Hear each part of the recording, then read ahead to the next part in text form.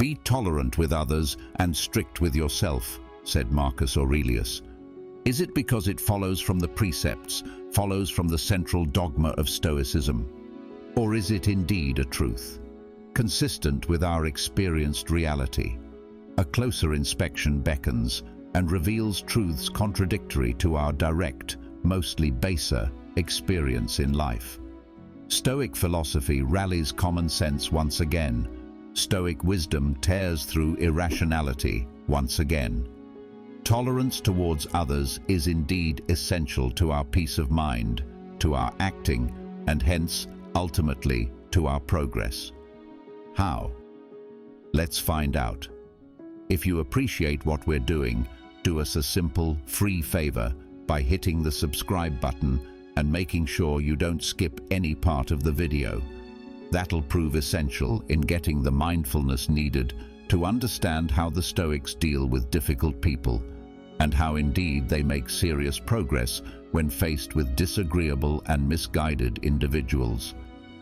It was a Stoic secret, but not anymore. Now, let's get started. Think clearly.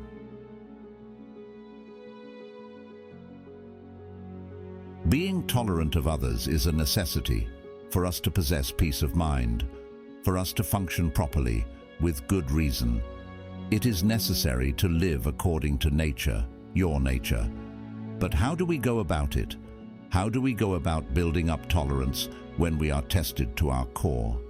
When even reason fails the tolerance test and abandons the difficult ones? How do we hold to our reason then? How do we get to the other side? Stoicism offers a way, a simple way. The Stoic approach is to be tolerant with others, to ground ourselves in some must-have Stoic wisdom.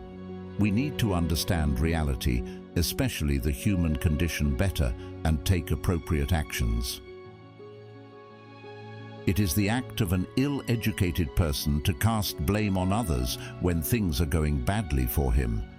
One who has taken the first step towards becoming properly educated casts blame on himself, while one who is fully educated casts blame neither on another nor on himself. The Stoic principle that it isn't the things themselves that disturb people, but the judgments that they form about them, carries profound truth for our daily lives. Imagine this. Two people experience the same event, a layoff, an insult, or the death of a loved one, yet one spirals into despair while the other remains composed. What accounts for this difference? The event is the same, but their responses aren't. The Stoics teach us that it's not the external event, but how we judge that event, that determines whether we find peace or distress. Take death, for example. Most of us instinctively recoil at the thought of it, seeing it as a source of fear and sorrow. But why? Is death inherently terrifying? Epictetus points out that if death were truly terrible, then even Socrates, one of the wisest men to ever live, would have feared it. But he didn't. Instead, Socrates approached death with calm acceptance, recognizing it as part of the natural order. What makes death terrifying is not the act of dying, but the judgment that it is something to be feared. Our judgments, and only our judgments, determine whether an event appears dreadful or indifferent to us. This idea applies to all forms of discomfort or frustration. When someone insults you, your first reaction might be anger or hurt. But stop for a moment. What is it that actually offends you? Is it the words they said? The tone of voice? No, it's your judgment that these words are an attack on your character or your worth. You give those words the power to affect you. You assign meaning to them. Epictetus tells us that when someone irritates you, it's not them that's really bothering you. It's your opinion of them and their actions. And here lies the power. If it's your judgment that's causing your irritation, then you have the ability to change that judgment. You can choose not to be carried away by your first impression of the insult. This is where time and patience come in. When you're insulted or provoked, your immediate reaction is often emotional and impulsive. But the Stoics advise us to delay our response. Pause. Take a step back. Don't let that first impression pull you into anger or resentment. Instead, give yourself time to reflect and assess the situation calmly. Once the heat of the moment has passed, you'll find it easier to maintain control over your emotions. You'll be one step closer to seeing things differently by shifting your perspective, closer to managing your anger and consequently cultivating inner peace. But this self-control doesn't stop with insults aimed at you. It extends to your relationships with others, especially your family and close friends.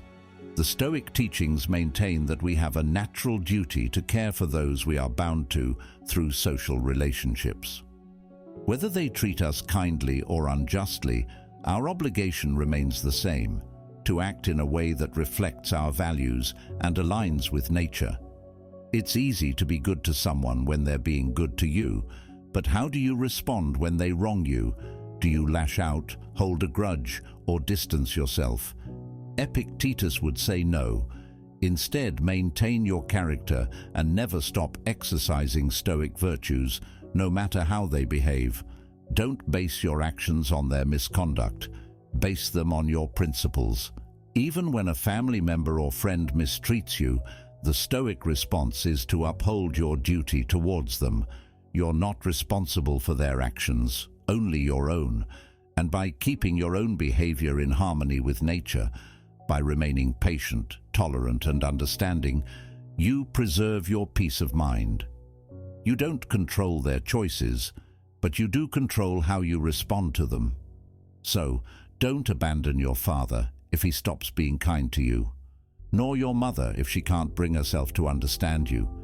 Don't give up on your brother or sister if he's given up on you.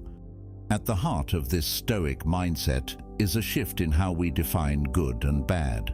Most people judge things outside their control, like wealth, reputation, or the behavior of others, as either good or bad. But the Stoics remind us that these things are ultimately indifferent. What truly matters are the things within our control, our judgments, choices, and actions. When you stop seeing external events as good or bad, you stop being a slave to them. You're no longer at the mercy of other people's opinions or unpredictable circumstances. When you focus on what you can control, you're anchored in what's within your power. When we fail to grasp this, we become vulnerable to anger, frustration, and hatred. It's human nature to avoid what we perceive as harmful and chase what we believe will benefit us. But when we mistakenly judge external things as essential to our happiness, like success, wealth, or approval, then any threat to those things makes us feel harmed. And when we feel harmed, it's nearly impossible to feel joy or gratitude toward the people or events we think are causing our suffering. This is why people curse their fate or blame others when things go wrong. It's why a farmer facing a poor harvest might curse the gods, or why a sailor caught in a storm might feel that nature is against him. Yet Epictetus offers a solution. To avoid this suffering, we must stop placing our happiness in things outside our control. If you don't see external things, like other people's actions, as either good or bad, then you won't feel harmed when they don't go your way. And if you don't feel harmed, you won't need to blame anyone, neither yourself nor others. Instead, you'll focus on what is within your power, your judgments, your actions, your character.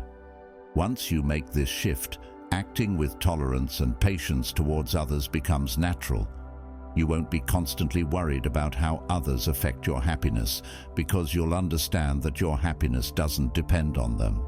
You'll be free from resentment and anger, able to meet life's challenges with calm and grace. And this benefits everyone, yourself most of all. So, take this Stoic principle to heart. When you stop judging external events as good or bad and focus only on your own actions, you'll find yourself naturally acting in harmony with others. You'll be tolerant, understanding, and patient, not because you're forcing yourself to be, but because you've freed yourself from the chains of misplaced judgment. It's a chance to both think clearly and keep calm, maybe even control your anger. The best way to tolerate someone who's pushing all your buttons is to not have buttons. Cultivate a Stoic mindset.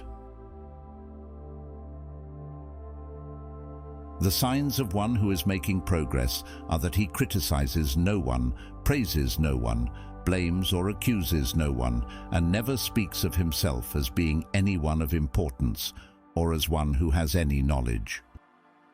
The benefits of building tolerance toward others are numerous, but achieving this requires a level of self-discipline that most people don't naturally possess. And yes, this self-discipline, better known as strictness, when understood through a Stoic lens, appears to flow naturally from a deeper understanding of life and human nature. Think back to what we discussed earlier, the idea that nothing outside of us truly harms us, but only our judgments about those things. This insight is the cornerstone of self-discipline, a key Stoic virtue. If we can accept that external events are indifferent and only our reactions matter, then disciplining ourselves becomes less about denying pleasures or imposing harsh rules on our behavior, and more about aligning our actions with nature, with what we truly control. For the Stoic, self-discipline is not an option, it's essential. The untrained person, the layman, believes that the source of both harm and happiness comes from outside of himself, from the actions of others, from luck, from fate.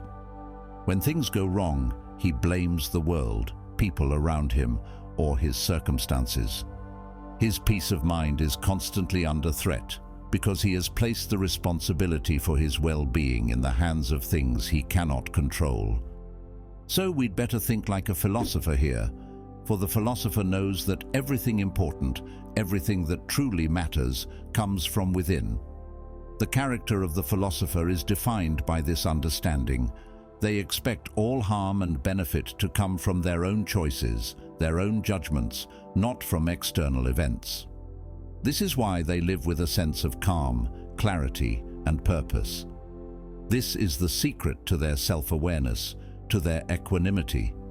When you accept this, self-discipline becomes less of a chore and more of a natural consequence.